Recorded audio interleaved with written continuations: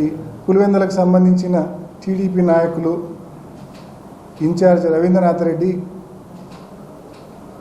ఒక press meet ఏర్పాటు చేశారు. ఆయన మాటలు వింటే నాకు ఒకటి అనిపించింది, ఒక సినిమా మాదిరి అనిపించింది. ఆ సినిమాకు ప్రొడ్యూసర్ ఆయనే, డైరెక్టర్ ఆయనే, స్క్రీన్ ప్లే ఆయనే, చివరికి ప్రేక్షకుడు కూడా ఆయనే, రివ్యూ ఇచ్చేది కూడా ఆయనే. ఆయన తప్ప మరెవరు కాదు.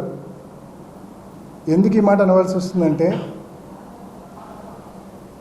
ఈ సాగునీటి సంఘం ఎన్నికలు ఎంత అప్రజాస్వామ్యబద్ధంగా జరిగాయనేది గడిచిన 2-3 రోజులుగా జరుగుతున్న పరిణామాలు మీ అందరూ కూడా చూస్తూ ఉన్నారు.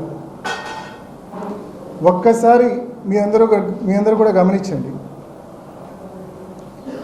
సహజంగా ఈ ప్రభుత్వము ఇరిగేషన్ డిపార్ట్మెంటు ఈ ఎన్నికలు కండక్ట్ చేస్తూ ఉంది. ఈ ఎన్నికల్లో ప్రధానంగా ఎవరైనా రైతు కంటెస్ట్ చేయాలి అంటే, ఈ ఎన్నికల్లో టీసీ మెంబర్గా కంటెస్ట్ చేయాలంటే ఆ రైతుకు సంబంధించిన నీటి బకాయిలు అప్ టు డేట్ కట్టి ఉండాలా, విఆర్ఓ దగ్గర నోట్ యూజ్ సర్టిఫికేట్ తీసుకొని ఉండాలనేది మ్యాండేటరీ. అవి ఉంటేనే ఆ రైతు పెట్టే నామినేషన్ వ్యాలిడ్ అవుతుంది. అవి లేకపోతే ఆ నామినేషన్ ఇన్వాలిడ్, అంటే చెల్లదు. ఇది ప్రభుత్వం పెట్టిన నిబంధన, తెలుగుదేశం ప్రభుత్వం పెట్టిన నిబంధన ఇది.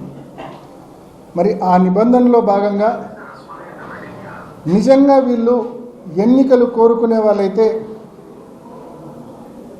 విఆర్ఓలు అందుబాటులో ఉండి ఏ రైతు పోయినా కూడా పన్ను కట్టించుకొని నోటీస్ సర్టిఫికేట్ ఇచ్చే విధంగా ఉండాలి. కానీ అదేమీ కాబట్లే వీళ్ళకు. సగం మంది విఆర్ఓలు ఫోన్లు ఆఫ్ చేసుకొని ఉండరు. ఒక్క మాటలో చెప్పాలంటే మొత్తం విఆర్ఓలందరినీ మండలాఫీస్కి తరలించారు. అసలు ఏం పని, మండలాఫీసుల్లో 2 రోజుల పాటు విఆర్ఓలందరినీ మండలాఫీసులో పెట్టుకోవాల్సిన అవసరం ఏముంది అని చెప్పి మిమ్మల్ని అడుగుతా ఉన్నా. విఆర్ఓలందరూ కూడా సచివాలయాల్లో, గ్రామ సచివాలయాల్లో అందుబాటులో ఉండాలి. రైతులు వస్తే రైతుకు సంబంధించిన పన్ను బకాయి కట్టించుకొని వాళ్ళకు నోటీస్ సర్టిఫికేట్ ఇవ్వాలి. అలా ఏ ఒక్క విఆర్ఓను కూడా అందుబాటులో పెట్టకుండా అందరినీ మండల కేంద్రంలోకి తీసుకొని పోయి మండలాఫీసులో జైల్లో ఖైదీలను బంధించినట్టు విఆర్ఓలను బంధించి బయట పోలీసులను అడ్డు పెట్టుకొని ఏ ఒక్క వైఎస్ఆర్ కాంగ్రెస్ పార్టీ నాయకుడు, ఏ ఒక్క రైతు లోపలికి వెళ్లకుండా అడ్డుకొని మీరు చేస్తూ ఉంది. దీన్ని రాజకీయం అంటారా? ఇది చేతకాని దద్దమ్మలు చేసే రాజకీయం ఇది. ఇంకా మాట్లాడాలంటే పల్లెటూళ్ళ భాషలో చెప్తే ఫీల్ అవుతాడేమో ఆయన. నిజంగా ప్రజాస్వామ్యబద్ధంగా ఎన్నికలు కానీ జరిగి ఉంటే,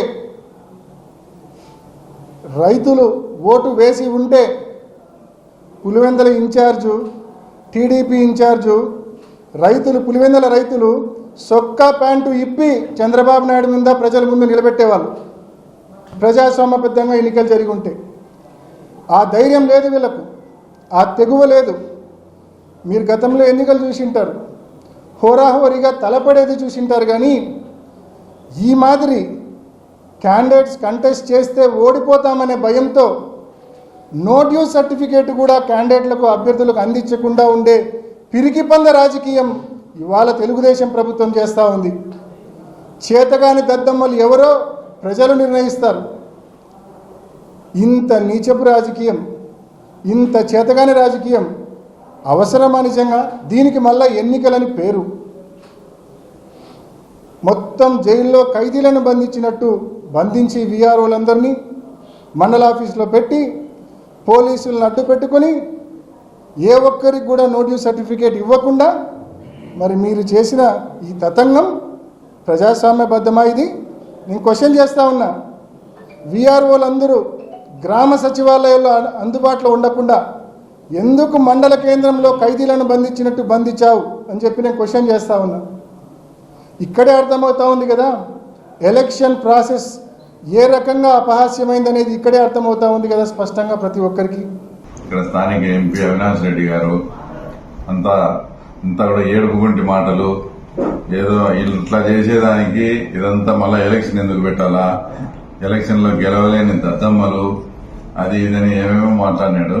అంతా ఎలక్షన్ అయిపోనిలే, తర్వాత దాని కథ ఏదన్నా ఉంటే అప్పుడు మాట్లాడదామని కూడా తర్వాత నిన్నటి నుంచి ఎలక్షన్ అయిపోయిన తర్వాత మాట్లాడదామని ఈరోజు మిమ్మల్ని అందరినీ కూడా రమ్మనడం జరిగింది. అసలు ఫస్ట్ ఆయన ఇక్కడ ఏదన్నా జరిగితే జగన్ రెడ్డి ప్రజాస్వామ్యం ఏదన్నా ఇబ్బంది పడిందనే, మామూలు ప్రజాస్వామ్యం ఇబ్బంది పడిందనే. జగన్మోహన్ రెడ్డి ముఖ్యమంత్రి అయినాక రాష్ట్రంలో 2 ప్రజాస్వామ్యాలు ఉన్నాయి. అంటే ప్రజాస్వామ్యానికి కొత్త భాష్యం. జగన్ రెడ్డి ప్రజాస్వామ్యము, ఆ తర్వాత అంతకుముందు ఉండే రెగ్యులర్ గా ఉండే ప్రజాస్వామ్యం. మీరు మీ ఇష్టం వచ్చినట్లు 30 ఏళ్ల నుంచి, తర్వాత గత గవర్నమెంట్ వచ్చినప్పుడు మీరు ముఖ్యమంత్రి అయినప్పటి నుంచి కూడా ఎండిఓ ఆఫీసుల దగ్గర కూడా ఎలక్షన్ వస్తే పంచాయతీ ఎలక్షన్స్ జీపులు అడ్డబెట్టి కుర్చీలు వేసుకుని కూర్చొని మా కార్యకర్తలు గాని మా లీడర్స్ ఎవరన్నా నామినేషన్ అయిపోతే నామినేషన్లు కూడా చించేసి ఈ రకమైన దౌర్జన్యాలు చేసిన తర్వాత మీరు దద్దమ్మలు, మేము కాదు, మా కార్యకర్తలు గాని, ఈరోజు మా కార్యకర్తలు గాని మా నాయకులు గాని మొత్తం అంతా కూడా హీరోలు.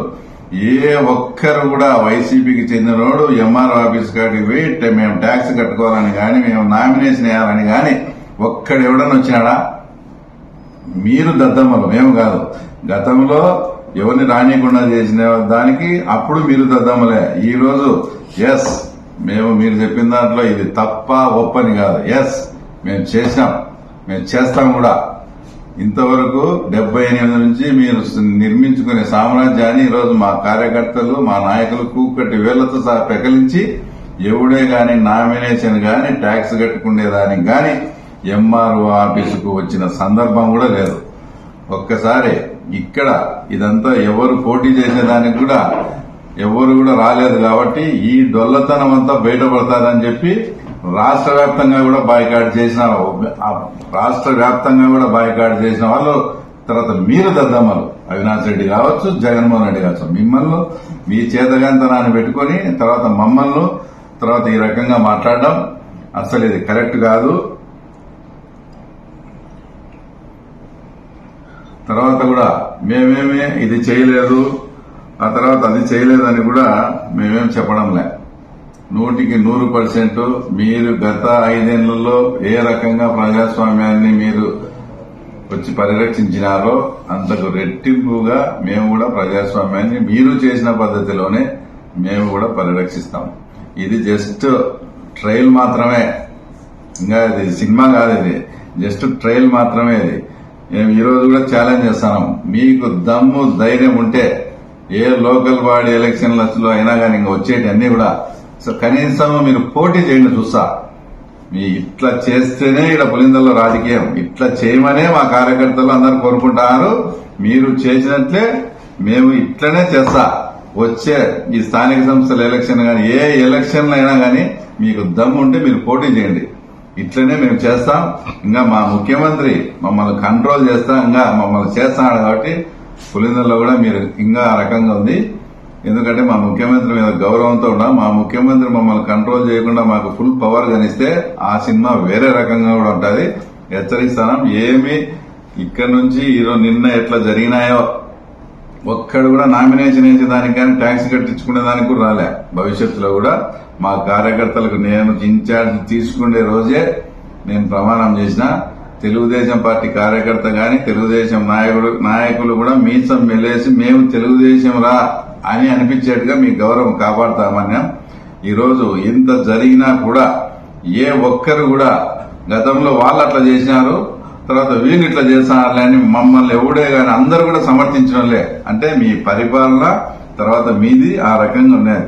ఎన్ని గతంలో 2005లో కూడా ఇదే మున్సిపాలిటీ ఎలక్షన్స్ లో మీరు దౌర్జన్యాలు చేసి ఆ రోజు ఇదే రకంగా బాయ్కాట్ చేసిన సందర్భం ఉంది.